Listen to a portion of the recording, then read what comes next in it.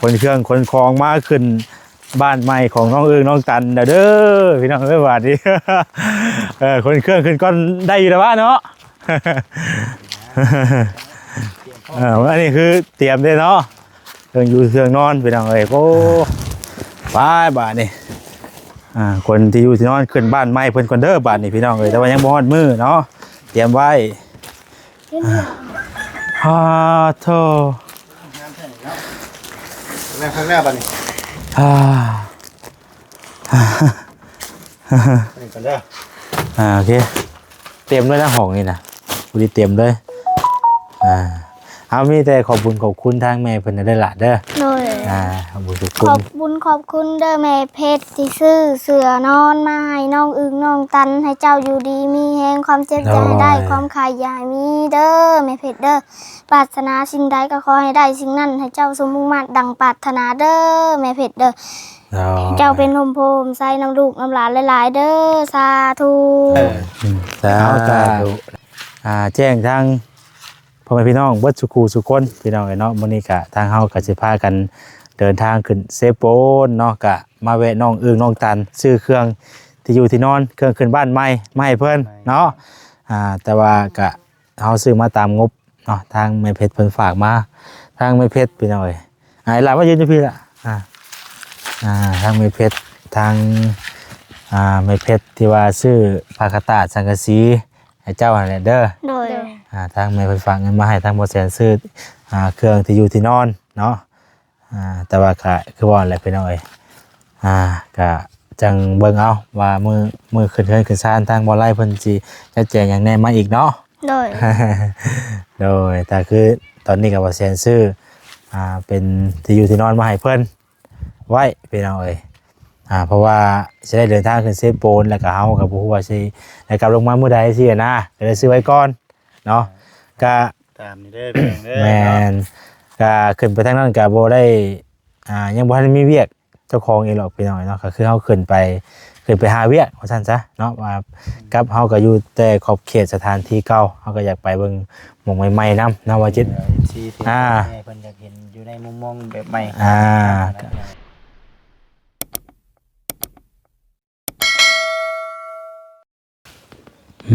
พี่น้องเอ้ยบรรยากาศวันนี้ก็นิ่งเนาะสงัดอิงติ้งบ่มีลมมีแรงเลยพี่น้องเอ้ยหลังจากที่วิทย์มื้อ14กุมภาเนาะวันนี้ก็เป็นวันที่15กุมภาพี่น้องเอ้ยสิเป็นวันหยังก็แล้วแต่พี่น้องเอ้ยเนาะก็สำคัญเบิดพี่น้องเอ้ยเนาะมื้อนี้ก็ได้ทางบ่แสนได้เดินทางมาบ้านน้องอึ้งน้องตันเด้อพี่น้องเด้อเนาะบ่ได้มาแต่โดนพุ่นน่ะโธ่เพิ่นบ่ทันได้มางอันนี้เนาะนึกว่ามางป้าแล้วบ่วะสบายดี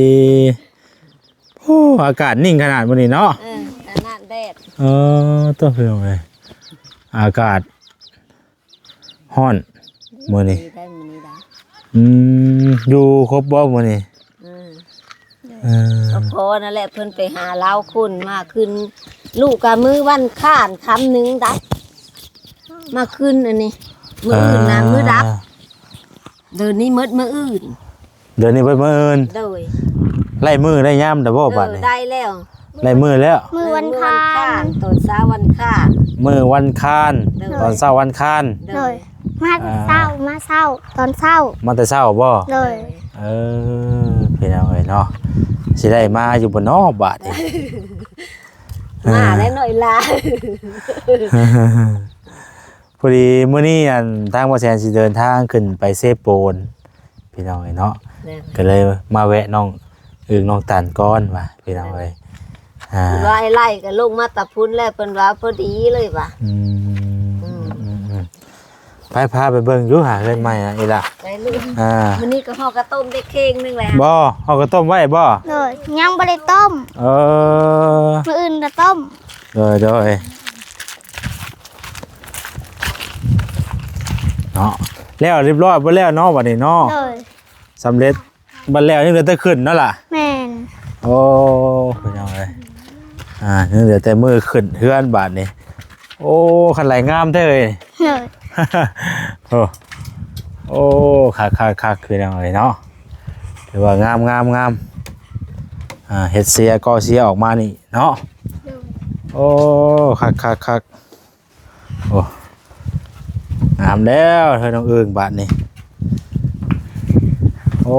โทษหูไฟโซล่ากับผู้ติดไว้หนวดปักใหญ่นี่เนาะ เลย ให้ซื้อมาให้นี่ เบาไล่2 หน่วย บ่ไร หน่วยตัวหนึ่งน่ะมันเปิดใต้บ่ได้แล้วเพิ่นเอาไปเปลี่ยนให้ อ๋อ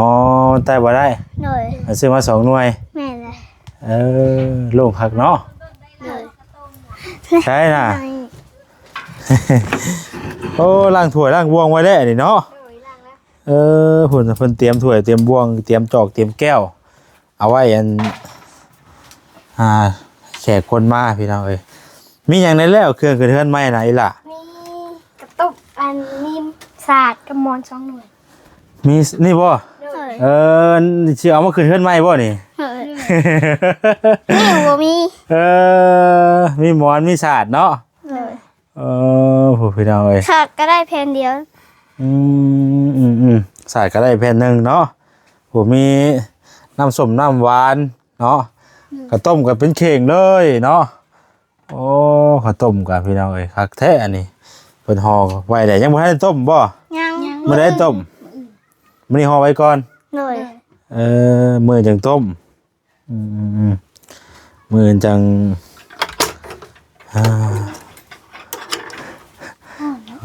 เปิดประตูเปิดวงเยี่ยมไว้ก็เย็นจ้อยด้วยเนาะตัวหักแล้วห้องน้องอึงน้องกันพากันนอนอยู่นี่ได้บัดนี้เนาะ เลย เพิ่นพากันนอนอยู่นี่เนาะนอน2 คนห้องนี่เนาะ เลย ทีแรกกลางคืนกับพากันเปิดตัวนี้ได้ออกก่อน เลยฮ้อนแล้วเนาะ มุ้งได้มีว่ามุ้ง บ่มี บ่มีมุ้งกับบ่มี เลยนอนแนวนี้เลย นอนไปสิเลยบ่ต้องกลางมื้นบ่ โอ้โหมันบ่มีบ่ได้กลางเติมคืนนี่ก็บ่ได้กลาง โดยตัวเครื่องเป็นน้ำเป็นสมน้ำบานมันก็ซื้อไว้ขึ้นเฮือนใหม่พี่น้องเอ้ยเราแต่มื้อเนาะไปออกมานอกพี่บัดนี้มันจังบ่ฮ้อนหักแล้วบัดนี้หักอันนี้ก็ห้องพ่อกับแม่ พ่อกับแม่นอนเนาะ เลย ออกมานอกบ่เย็นเนาะ เลย แล้วเพิ่นจังบ่อยากขังพานะพ่อเจ้าน่ะ แม่นเลย ออกมานอกเย็นจะจ้อยน่ะ เลย โอ้ย มันฮ้อนเลย ดิโอ้อยู่ในน่ะบ่ได้มีลมเข้าเลยพี่น้องเอ้ยเนาะแต่ว่ายังดีแต่ว่ามีโปร่งเยี่ยมเนาะ เลย ขังไว้เถอะเนาะ มีโปร่งเยี่ยมขังไว้ ก็ เปียว คือได้หุง ก็คือฮู้คักบ่ เลย เพิ่นแล้วตะดนนะบ่เฮือนนี่ล่ะ แล้วตะลุนแล้ว แล้วตะดนแด้ เลย พากันเฮ็ดหยังมื้อนี้ บ่ได้ยังห่อแต่ข้าวต้มตอน เอาแต่กระต้ม แล้วก็ล้างถ้วยล้าง ไปลิ้นพี่แน่มาเว้ยแน่มากล้องบ่พี่พี่น้องเอ้ยเนาะอันบ่ได้ใครเข้ามาบ่ซะช่วงนี้ บ่เบาไล่ขึ้นเซโปนเพิ่นขึ้นไปเก็บงานทางพุ่นก่อนเพิ่นล่ะ เพื่อนพุ่นแล้วจ้ะ เพื่อนๆแต่เพิ่นจะสิกลับลงมา แม่น คือทางบ่าวกำลังสิขึ้นไปมื้อนี้บัดนี้สิขึ้นไปเซโปน บ่เป็นหยังดอกเนาะเดี๋ยวจังมายินดีน้ำหลังอีกก็ได้เพราะว่าเฮาขึ้นไปแล้วก็ยังบ่ฮู้ว่าสิได้มาช้าหรือไวเด้ถ้ามาลงมาไวก็สิมาทันก็มาครับบ่ทันก็ เลย มื้อใหม่เนาะ เลย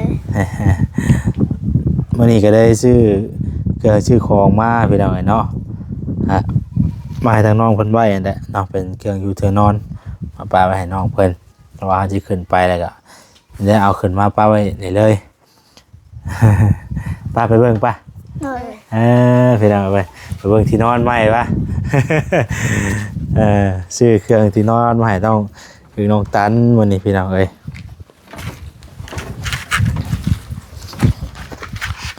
ทางบ่ทันได้มีเนาะล่ะเนาะ เลย มีสิมีอย่างไหนจะชูแขกคนกิน ไก่ป๋า อ๋อก็อยู่ในกินเพิ่นเตรียมไว้แล้วเนาะเป็ดไก่ปลาเล่าคนหลายอยู่บ่ หลายคนเติบ หลายคนเติบ โดย อื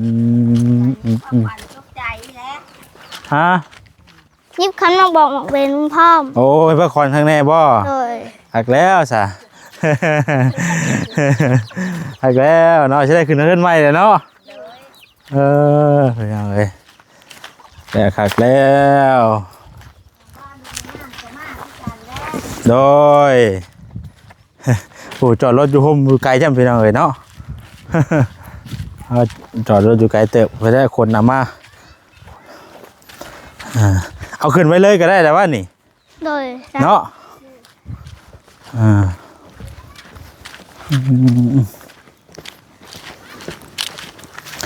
เอาไปห้อนแดดขนาดเลยเนาะ เฮ้ยสบายดี สบายดี สบายดี เบาจิตเบาซาลีไปทางไหนเนาะมื้อนี้ทางเฮาก็จะเดินทางขึ้นไปเซโปนก่อนขึ้นไปก็มาแวะน้องเพิ่นก่อนยันว่าลงมาบ่ทันที่นะก็เลยซื้อเครื่องซื้อหยังเตรียมไว้เพราะว่างบนี่ก็ทั้งผู้ใหญ่เพิ่นฝากมาไว้แต่โดนนั่นแหละแต่ว่าเฮายังบ่ได้ซื้อมาที่นะ เมื่อไหร่ก็สั่งกัน เมื่อวันที่มันคาดไว้อ่ะ โดยมันคาด มันคาดเนาะ มื่นบ่เจ็ด จับกล้องกันนะ เจ็ดมันบอกเจ็ดนี่วัน อย่างนี้บ่ ไป อย่างไร เด็กกับเขาหุ่มกัน เอากะแจ้งทางพ่อแม่พี่น้องเบิดสุขูสุคนพี่น้องไอ้เนาะมื้อนี้กะทางเฮาก็สิพากันเดินทางขึ้นเซโปนเนาะกะมาแวะน้องอึ้งน้องตันซื้อเครื่องที่อยู่ที่นอนเครื่องขึ้นบ้านใหม่มาให้เพิ่นเนาะแต่ว่ากะเฮาซื้อมาตามงบเนาะทางแม่เพชรเพิ่นฝากมาทางแม่เพชรพี่น้องเอ้ยไอ้ล่ะมายืนอยู่พี่ล่ะทางแม่เพชรทางแม่เพชรที่ว่าซื้อผ้ากระตาดสังกะสีให้เจ้านั่นแหละเด้อ โดย ทางแม่เพิ่นฝากเงินมาให้ทางบ่แสนซื้อเครื่องที่อยู่ที่นอนเนาะแต่ว่าก็คือว่าอะไรพี่น้องเอ้ยก็จังเบิ่งเอาว่ามือขึ้นเฮือนขึ้นศาลทางบ่ไล่เพิ่นสิจะแจงหยังแหน่มาอีกเนาะ โดย โดยแต่คือตอนนี้ก็บ่แสนซื้อเป็นที่อยู่ที่นอนมาให้เพิ่นไว้พี่น้องเอ้ยเพราะว่าจะได้เดินทางขึ้นเซโปนแล้วก็เฮาก็บ่ฮู้ว่าสิได้กลับลงมามื้อใดสินะก็เลยซื้อไว้ก่อนเนาะก็ ตามนี่เด้อเพียงเด้อ แมนก็ขึ้นไปทางนั้นก็บ่ได้ยังบ่ทันมีเวียกเจ้าของเองหรอกพี่น้อยเนาะก็คือเฮาขึ้นไปหาเวียกว่าซั่นซะเนาะว่ากับเฮาก็อยู่แต่ขอบเขตสถานที่เก่าเฮาก็อยากไปเบิ่งหม่องใหม่ๆนำนะว่าจิต ที่เพิ่นอยากเห็นอยู่ในมุมมองแบบใหม่ ก็ยังบ่ทันได้มีเวียกมีงานพี่น้อยคือว่าเฮาอยู่ขอบเขตแถวนี้ก็มันก็คือว่าอะไรมันก็ลดน้อยถอยลงแล้วเนาะมันจะสิว่าอะไรก็ โอ้ย3-4 ปีแล้วแท้เบิดแน่พี่น้องมีเดียวก็เป็นเคสเก่าแล้วก็ ส่วนหลายก็มีแต่ก็เลยว่าเฮาอยากไปค้นคว้าหรือว่าถ้าว่ามีอันเคสใดที่เพิ่นเดือดร้อนต้องการความช่วยเหลือเฮาก็เฮาจังอัปเดตให้พี่น้องเพิ่นเบิ่งเนาะ แม่น ติดตามเบิ่งเด้อพี่น้องเด้อฝากเป็นกำลังใจให้แน่เนาะ ติดตามเบิ่งว่าสิไปฮอดใจเนาะ โดยก็คือว่าแล้วในการเดินทางครั้งนี้ก็แม่นบุรุษคุณหารกัน มาจากภรรยา คึบโธ่ มาให้หลายเท่นี่แล้วสิเอาอีบ่นี่ น้องอึ้งน้องตันถือได้อยู่บ่ผมเนี่ยถือได้บ่ดิ ได้ ได้บ่ได้คักแน่บ่ฮะถือได้บ่มักอยู่บ่สินี่ มากมาก ถือได้บ่โอ้ถ่ายไปพร้อมกันเด้อน้องตันตัวนี้เนาะน้องถือได้บ่เอ้ย ได้ ได้บ่ได้กี่บ่ บ่ประเด็น มาได้บ่ เลย เอามีนี่แหละพี่น้องเอ้ยมาจิตผ้าห่ม2พื้นมุ้ง2พื้นหมอน4หน่วย แม่นบ่นั่นโดน ที่นอน2แม่นได้บ่ได้บ่ถึงบ่ โอเค มันต้องเอาไปเลย ได้บ่มาไปซื้อเอาเลย โอเคไปพี่น้องไอ้บาทนี่โอ้คนเครื่องคนคลองมาขึ้นบ้านใหม่ของน้องอึ้งน้องตันเด้อพี่น้องไอ้บาทนี่ คนเครื่องขึ้นก้อนได้อยู่แล้ววะเนาะ อันนี้คือเตรียมได้เนาะเครื่องอยู่เครื่องนอนพี่น้องเอ้ยโอ้ซื้อมาสองนั่นพี่น้องเอ้ยน้องไปว่าให้ทั้งถ้าพ่อถ้าแม่เพิ่นแน่แล้วก็ให้น้องอึ้งน้องตันนอนนำกันเด้ที่นอนหนึ่งจะนอนได้2 คน ให้พ่อแม่นำเนาะเอาขึ้นเลยพ่อแม่ได้เนาะเลย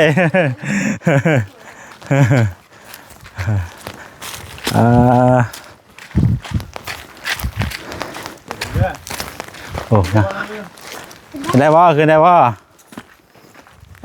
ที่มันก็ไม่ได้นักดอกพี่น้องไอ้ที่น้องมันเบาๆเนาะแต่มันจะใหญ่กว้าง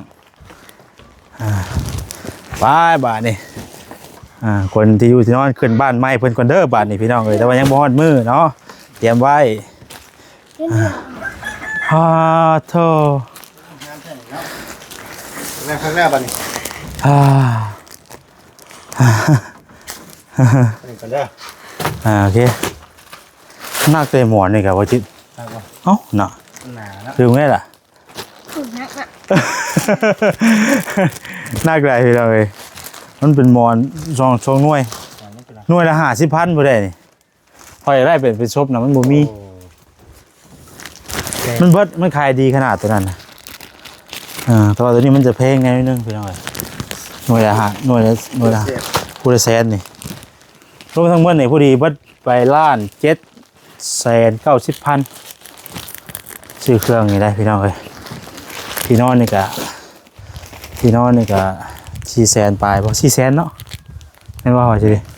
แสน อึ๊บมาแล้วเราจะจัดเครื่องก่อนเลยโธ่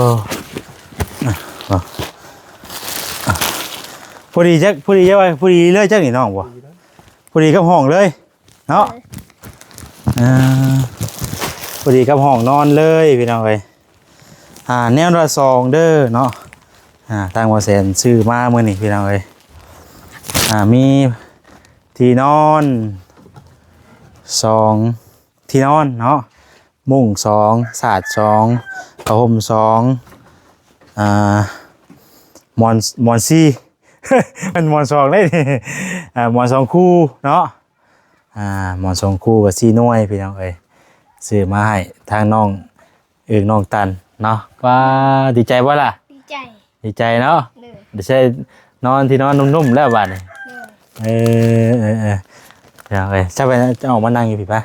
บางเห็นได้เนาะนั่งบนก็ได้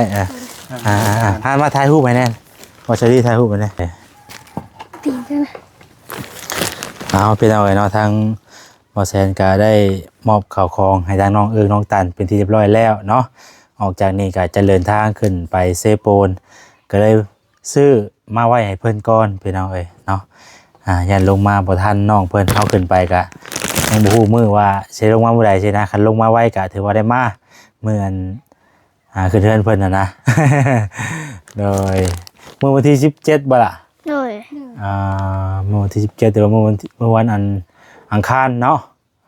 มื้อนี้วันหยังวะมื้อนี้วันอาทิตย์ก็แม่นน่ะเนาะคือวันจันทร์ใกล้แล้วนี่เนาะมื้อวันจันทร์มื้อวันอังคารมื้อถือว่าเตรียมไปยังเตรียมมือขึ้นวันใหม่ทางน้องน้องตันแล้วให้ฉันนอนเฮือนใหม่แล้วบัดนี้เนาะนอนอยู่หันกับย่านจะได้เบาก็ได้ผมก็ซีครับเจ้า ขึ้นเฮือนใหม่แล้วเป็นบ้างอยู่บ่บ้างเนาะเอาไว้บ่เอาไว้ไม่เป็นเครื่องมันคลองเป็นอย่างเรามันกับพื้นที่เขากับประเทศอย่างเนาะป้าไปท่านแหละพี่น้องเอ้ยเอาดีใจน้องๆเพื่อนเอาล่ะเลิกอันเครื่องทั้งหมดทั้งมวลนี่ก็เป็นทางอันแม่เพชรเนาะที่ว่าฝากเงินมาแสนซื้อมาให้ทางน้องๆเพื่อนที่นอนนี่ก็ของพ่อของแม่อันนึงเด้อเจ้าก็เรื่องเอาสีใด มักสีใดฮะ สินี้ สีเดียวบ่มุ่งก็เลือกเอานี่สีนี้เลยมันจะเข้ากันนี่ เลย มุ่งหลังใหญ่เลยผู้ที่เต็มห้องนี่เลยมุ่ง6 ฟุตนี่มุ่งนี่กันยุงเลยดีเลยพี่น้องเนาะยุงนี่บ่ต้องย่านโอ้ยกันยุง6 ฟุตปืนใหญ่เลยแต่ว่าเต็มด้วยนะห้องนี่นะผู้ที่เต็มเลยเอามีแต่ขอบคุณทางแม่เพิ่นได้ละเด้อ เลย ขอบคุณทุก ขอบบุญขอบคุณเด้อแม่เพชรที่ซื้อเสือนอนมาให้น้องอึงน้องตันให้เจ้าอยู่ดีมีแฮงความเจ็บอย่าให้ได้ความขายอย่าให้มีเด้อแม่เพชรเด้อปรารถนาสิ่งใดก็ขอให้ได้สิ่งนั้นให้เจ้าสมมุ่งมั่นดังปรารถนาเด้อแม่เพชรเด้อเจ้าเป็นโฮมโพมใส่น้ำลูกน้ำหลานหลายๆเด้อสาธุ สาธุเนาะเก่งแล้วทั้งน้องเพิ่นในบ้านนี้พี่น้อย ดีใจน้ำด้วยล่ะเด้อ เลย มื้อนี้กินข้าวกับหยังมื้อนี้ กินข้าวกับอะไรนี่กับหมดถุง มดแดง เลย ไข่มดแดงบ่ เลย เบิดแล้วบ่ หมดแล้ว เบิดแล้ว ต่อยตะวันต่อยตะวัน ได้อยู่บ่ช่วงนี้กะ ได้มันยังบ่ตื่นนะ ยังบ่ตึงปานใด ตัวตื่นกับตื่นตัวบ่ อื ตื่น ยังตัวตึงก็ตึงเนาะ เลย พี่น้อ ต่อย ย ตะวันอยู่ เอากะนั่นจังซั่นแหละพี่น้อยมือขึ้นให้ขึ้นซ่านกับนี่แหละครับว่าเฮามาผู้ชมท่านกับจังสิมายินดีนำเพิ่นตามอีกก็ได้เนาะเป็นหยังเฮาสิได้เข้ามาเรื่อยอยู่ดอกพี่น้อยแล้วก็เฮาก็อยู่ไปแล้วบัดนี้เนาะหาอยู่หากินไปแล้วบ่ได้เด้หม่องอยู่หม่องเช้าก็สะดวกสบายได้บัดนี้ฝนตกฝนลิ้นมาก็ใครแน่บัดนี้เนาะมีหม่องอยู่หม่องเช้าเลยแน่นนาพี่น้อย โดยเอาใจสั้นๆแหละเด้อน้องเด้อ เลย ไอ้ที่นอนงามซ้ำพี่น้องเอ้ย เลย อัดแล้วบาดนี้น้องตาลเพิ่นช่วงนี้มันก็อากาศอยากร้อนๆเลยเนาะ เลย แต่ว่าช่วงก็คือเลิกกันหนาวคือเก่า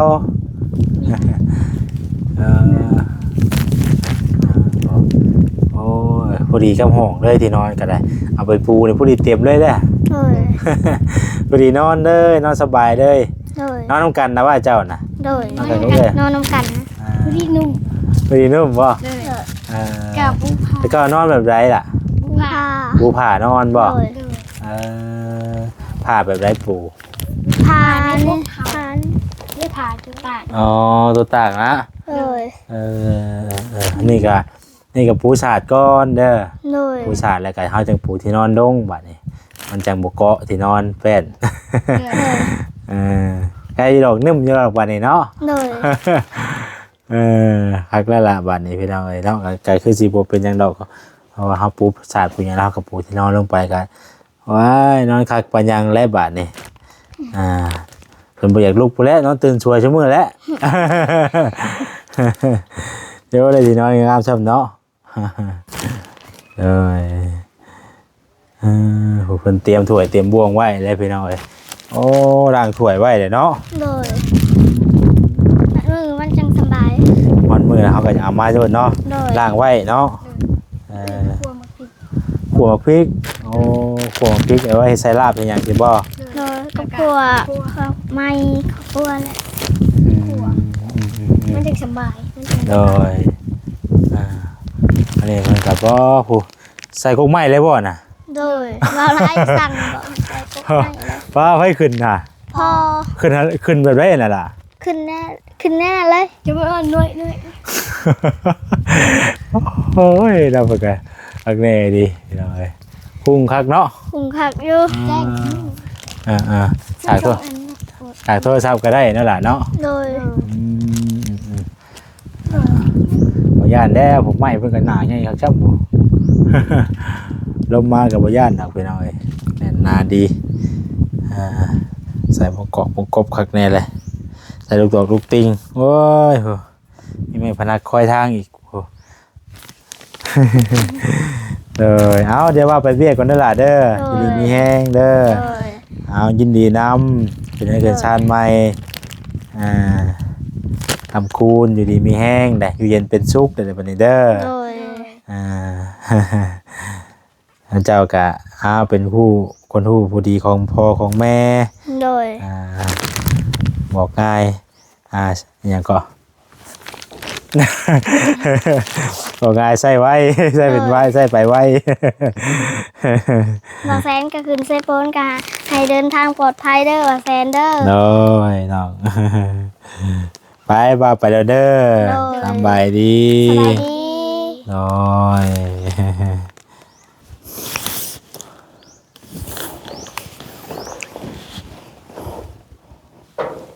มืดไปแล้วเลย